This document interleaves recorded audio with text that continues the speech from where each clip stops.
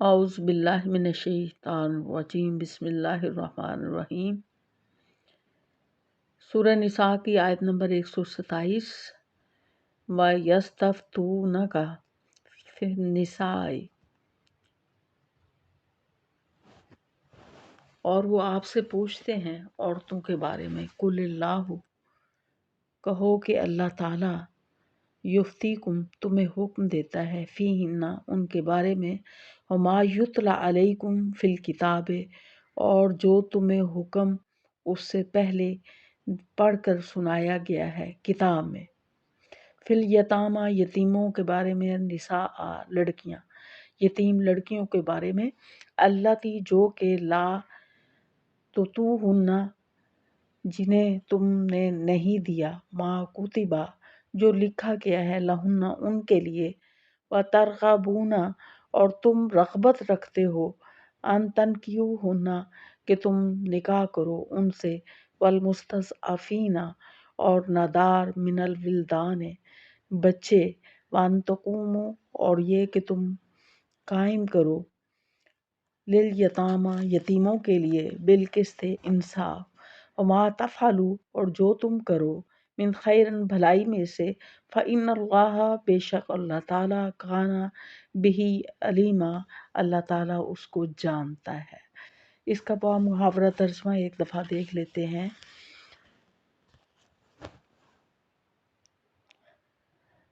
اور وہ آپ سے عورتوں کے بارے میں پوچھتے ہیں، آپ صلی اللہ علیہ وسلم فرما دیجئے، اللہ تمہیں ان کے بارے میں حکم دیتا ہے، اور جو حکم تمہیں پہلے سے کتاب میں پڑھ کر سنایا جا رہا ہے، وہ بھی ان یتیم لڑکیوں کے بارے میں ہے، جنہیں تو تم وہ حق نہیں دیتے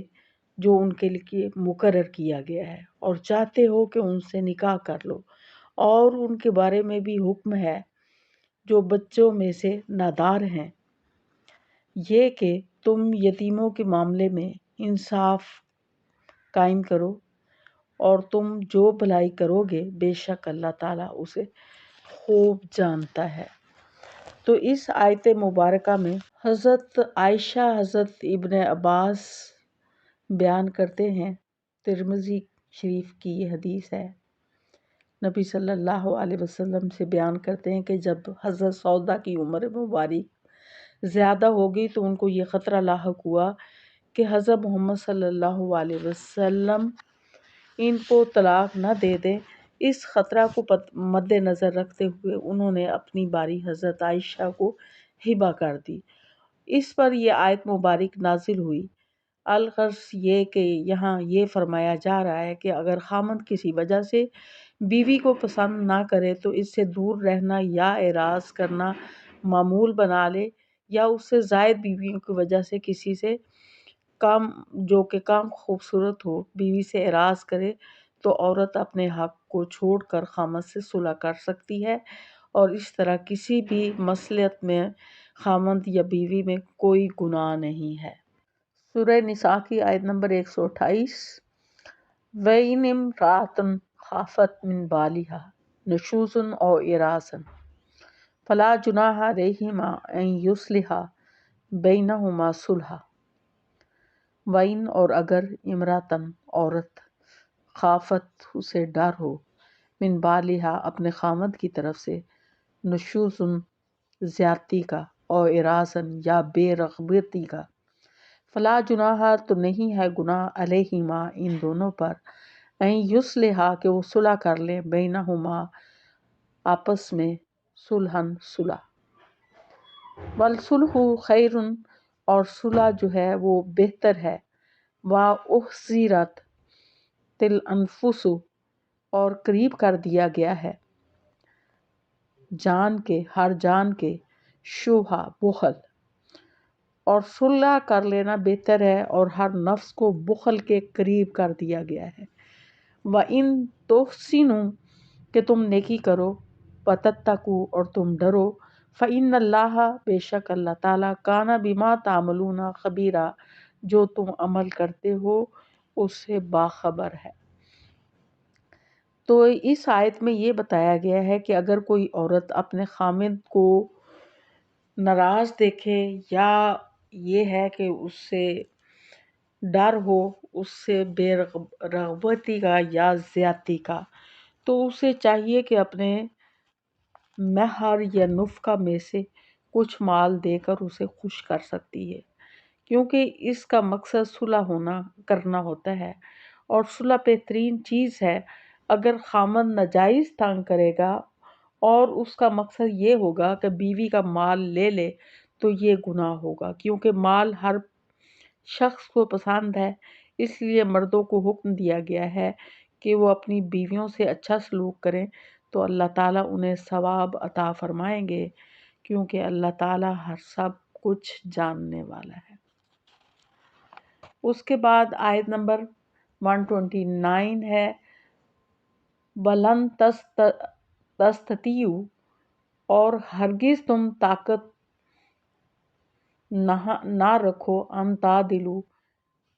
और हरगिज़ तुम ताकत नहीं रखते, तादिलु, कि तुम अदल करो, बैन नसाए, औरतों के दरमियान, वलाउ हरस तुम, और अगर चे तुम्हें ख्वाहिश हो, फला तमीलु, के तो नहीं, तमीलु, तुम झुक जाओ, कुल मैले, एक की तरफ झुक जाना, फताज़रूहा, और उसे छोड़ दो, कल मुअल्लकाती, उसे मुअल्लक की तरह, वइन तुस्लिहु, और अगर तुम सुलह करो, वतत्तकू, और तकवा इख्तियार करो, फ़इन्नल्लाह काना गफ़ूरुर रहीमा, तो बेशक अल्लाह ताला बहुत बख्शने वाला, निहायत रहम करने वाला है। इसका बामुहावरा तर्जुमा है, और हरगिज़ तुम्हारे बस में नहीं कि बीवियों के दरमियान पूरा अदल कर सको, अगरचे तुम कितनी ही ख्वाहिश करो, तो एक ही तरफ पूरे मिलान के साथ माइल ना हो जाओ कि दूसरी बीवी मुअल्लक की तरह छोड़ दो। अगर तुम अपने रवैये की इस्लाह करते रहो और अल्लाह की नाफरमानी से बचो, तो बेशक अल्लाह ताला बहुत बख्शने वाला, निहायत रहम फरमाने वाला है। तो इस आयत में ये बताया गया है कि अगर किसी शख्स की एक से ज़ायद बीवियां हों, तो दिली मोहब्बत जो है और दिली ताल्लुक़ जो है सबके साथ यकसा नहीं हो सकता, क्योंकि मोहब्बत का ताल्लुक़ जो है वो दिल से होता है, और दिल पर किसी का इख्तियार नहीं है। लेकिन मसावात करना जो है वो सबके साथ ज़रूरी है। अगर कोई मसावात नहीं करता, तो अल्लाह ताला इस बारे में मुआवजा ज़रूर करेगा। नबी सल्लल्लाहु अलैहि वसल्लम ने इसका उम्दा नमूना पेश किया। अक्सर औक़ात क़ल्बी मोहब्बत की बिना पर दूसरी बीवियों के हकूक़ में कोताही हो जाती थी, और अक्सर लोग इसको ना तलाक देते हैं और ना हकूक़ ज़ौजियत अदा करते हैं। ये ज़ुल्म व ज़्यादती है। तो दिल की मोहब्बत का होना या दिल के मैलान का होना किसी एक की तरफ, ये कुदरती बात है कि इंसान किसी से बहुत ज़्यादा दिली तौर पर मोहब्बत करता है। लेकिन प्रैक्टिकली जो है तमाम बीवियों के साथ इंसाफ करने की कोशिश करनी चाहिए। अगर जो है किसी बीवी को बहुत ज़्यादा जो है वो नवाजा जाए और दूसरियों को के हकूक़ जो है वो छोड़ दिए जाएं, उन पे ज़ुल्म व ज़्यादती की जाए और उनको मुअल्लक छोड़ दिया जाए, तो ऐसे शख्स के लिए जो है वो फिर ये हदीस है कि जिस शख्स की 2 बीवियां हों, कि वो एक ही तरफ माइल हो और दूसरी को नज़रअंदाज कर दे, तो क़यामत के दिन वो अल्लाह के सामने वो इस तरह से आएगा कि उसका एक हिस्सा साकित हो चुका होगा। तो जिस तरह से दुनिया में उसने एक को साकित करके रख दिया और दूसरी की तरफ अपने मैलान को बढ़ा दिया, तो क़यामत के रोज़ भी अल्लाह ताला इसी तरह उसे उठाएगा कि उसके जिस्म का एक हिस्सा जो है वो साकित हो चुका होगा। लिहाजा कुरान पाक में है कि हर मर्द को जो है वो 4 बीवियों की इजाज़त है, लेकिन अगर तुम उनके साथ अदल नहीं कर सको, تو پھر ایک ہی کافی ہے۔ تو ہر شخص جو ہے یہ اپنے دل میں جھانک کر دیکھ لے کہ کیا وہ جتنی بھی بیویاں کرنا چاہتا ہے، جس کی حد 4 مقرر کی ہے، اگر تو ان کے ساتھ انصاف کر سکتا ہے تو وہ 1 کر لے، 2 کر لے، 3 کر لے، 4 کر لے، اس کو اجازت ہے۔ لیکن اگر وہ انصاف نہیں کر سکتا تو ایسے لوگوں کو کہا گیا ہے کہ ان کے لیے ایک ہی کافی ہے، کیونکہ اسے آگے اللہ کے آگے بھی جواب دہ ہونا ہے۔ اس کے بعد آیت نمبر 130 ہے، وَإِن يَتَفَرَّقَا، اگر وہ الگ ہو جائیں، یغنِ اللہ، بے نیاز کر دے گا اللہ تعالیٰ، کلن، ہر ایک کو، من سعاتہ، اپنی وسعت سے، وکان اللہ واسع حکیمہ، اور اللہ تعالیٰ بڑی وسعت والا اور حکمت والا ہے۔ تو کہا گیا ہے کہ اگر میاں بیوی کا آپس میں نبھا نہ ہو سکے تو پھر وہ طلاق کے ذریعے سے علیحدگی اختیار کر لیں، اس میں کوئی حرج والی بات نہیں ہے، بجائے کہ ماحول خراب کر کے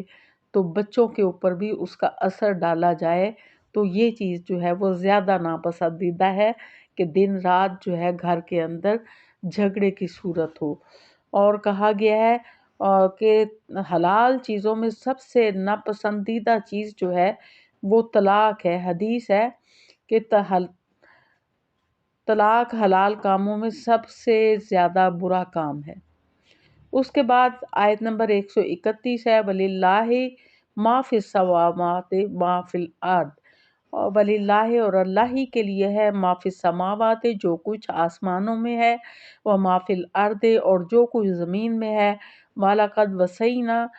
اور البتہ ہم نے وصیت کی ہے، الذین، ان لوگوں کو، اوتوا الکتاب، جو کتاب دیے گئے، من قبلکم، اس سے پہلے بھی، وَإِيَّاکُمْ، اور تمہیں بھی، ان اتقوا اللہ، کہ اللہ سے ڈرو، وَإِن تکفروا، اور اگر تم انکار کرو، فَإِنَّ لِلَّهِ مَا فِي السَّمَاوَاتِ وَمَا فِي الْأَرْضِ،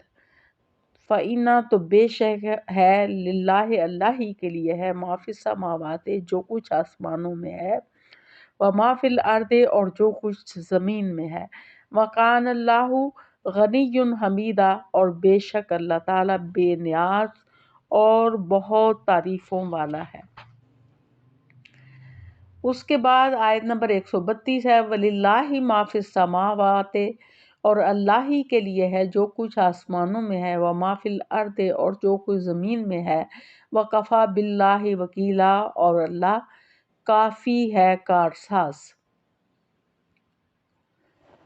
اللہ تعالیٰ نے مختلف زمانوں میں مختلف انبیاء پر آسمانی کتابیں نازل کیں، اور نبی صلی اللہ علیہ وسلم چونکہ خاتم النبیین ہیں اور آپ پر آخری الہامی کتاب جو ہے قرآن پاک نازل ہوئی، اس سے پہلے جو کتابیں نازل ہوئیں اس میں اللہ تعالیٰ نے ڈرنے کا حکم دیا اور یہ بتایا کہ تقوی والے جو ہیں وہ اللہ کے نزدیک ہیں، اور اسی طرح سے قرآن پاک میں بھی اسی چیز کا حکم دیا ہے کہ اللہ سے ڈرو، بے شک اللہ تعالیٰ جو ہے وہ زمین و آسمان کا مالک ہے اور وہی کارساز ہے۔ آیت نمبر 133 ہے، اِن یشاء یذھبکم ایھا الناس ویأتی بآخرین، ان، اگر، یشاء، وہ چاہے، یذھبکم، تمہیں لے جائے، ایھا الناس، اے لوگو، ویأتی بآخرین، اور لے آئے دوسروں کو، وکان اللہ علی ذلک قدیرا، اور اللہ ہے ہر چیز پر قدرت رکھنے والا۔ تو یہاں جو ہے یہ منافقین جو ہیں ان کو بتایا جا رہا ہے کہ ان کا خیال ہے کہ وہ اگر دین کو ترک کر دیں گے اور نبی صلی اللہ علیہ وسلم کی اتباع نہیں کریں گے تو اس سے جیسے کوئی کائنات کا نظام جو ہے وہ رک جائے گا، تو اس کے لیے وہ بڑی بڑی سازشیں کرتے ہیں اور اسلام کے خلاف بہت جو ہے وہ کام کرتے ہیں۔ تو اللہ تعالیٰ انہیں بتا رہا ہے کہ اگر تم نہیں بھی ساتھ دو گے تو اس سے کوئی بھی فرق نہیں پڑتا، کائنات کا نظام رکنے والا نہیں ہے۔ اللہ تعالیٰ جو ہے وہ اس بہت مضبوط اس نے اللہ تم نے اللہ کی رسی کو جو ہے وہ نہیں پکڑا، تو جو اسلام لانے والے لوگ ہیں انہوں نے اللہ کی رسی کو مضبوطی کے ساتھ تھاما ہوا ہے اور وہ نبی صلی اللہ علیہ وسلم کی اتباع کرنے والے ہیں، اور آپ لوگ نہیں ہوں گے تو اللہ تعالیٰ ایسے لوگ لے آئے گا جو کہ اللہ کی اور اس کے رسول کی پیروی کرنے والے ہوں گے، تو یہ دنیا جو ہے وہ آپ کے ایمان لانے یا نہ لانے سے ختم نہیں ہو جائے گی، بلکہ اللہ تعالیٰ ایسی قوم کو ختم کر دیتا ہے اور اس کی جگہ ایک نئی قوم لے آتا ہے جو کہ اللہ کی فرما برداری کرنے والی ہوتی ہے۔ اس کے بعد آیت نمبر 144 ہے، من کانا یرید ثواب الدنیا، من جو کانا ہے یرید چاہتا، ارادہ کرتا ہے، ثواب الدنیا دنیا کا ثواب، فعند اللہ ثواب الدنیا والآخرہ، تو اللہ کے پاس ثواب ہے دنیا کا بھی اور آخرت کا بھی، وکان اللہ سمیع بصیرا، اور اللہ تعالیٰ خوب سننے والا اور دیکھنے والا ہے۔ تو یہ انسان کی کم بختی اور کم دلی ہے کہ وہ اللہ سے صرف دنیاوی مال و متاع جو ہے وہ مانگتا ہے، اور وہ اللہ کی خوشنودی جو ہے وہ اس لیے چاہتا ہے، اس لیے طلب کرتا ہے تاکہ دنیا کے اندر جو چیزیں ہیں اس کو مل جائیں۔ انسان عقل کا جو ہے وہ عقل ناقص عقل رکھنے والا ہے، اس کی سوچ جو ہے وہ مادی ہے، وہ اسی حد تک سوچ سکتا ہے کہ دنیا کی چیزوں کے لیے اللہ کے آگے ہاتھ پھیلاتا ہے، حالانکہ اسے یہ معلوم نہیں ہے کہ دنیا کی چیزوں کی کوئی وقت نہیں ہے۔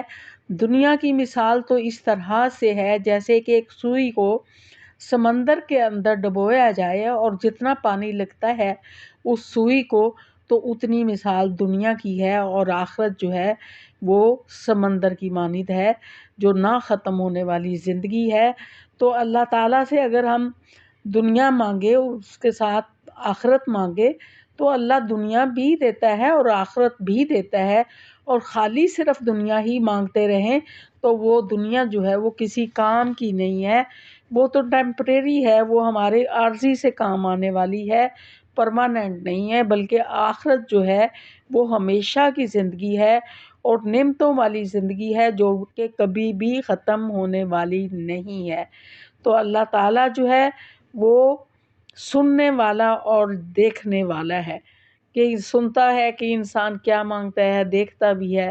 کہ کس بندے کی کیا نیت ہے اور وہ کیا کرتا ہے اور کس چیز کے لیے وہ سارے اپنے اعمال جو ہے وہ سر انجام دے رہا ہے۔ وآخر دعوانا الحمدللہ رب العالمین، اور آپ سے ریکویسٹ ہے کہ چینل کو سبسکرائب بھی کیا کریں، لائک بھی کیا کریں اور کمنٹس بھی لازمی دیا کریں، اور آپ کو کوئی ضرورت ہو مزید سوال کرنے کی تو وہ ضرور پوچھا کریں۔ جزاک اللہ۔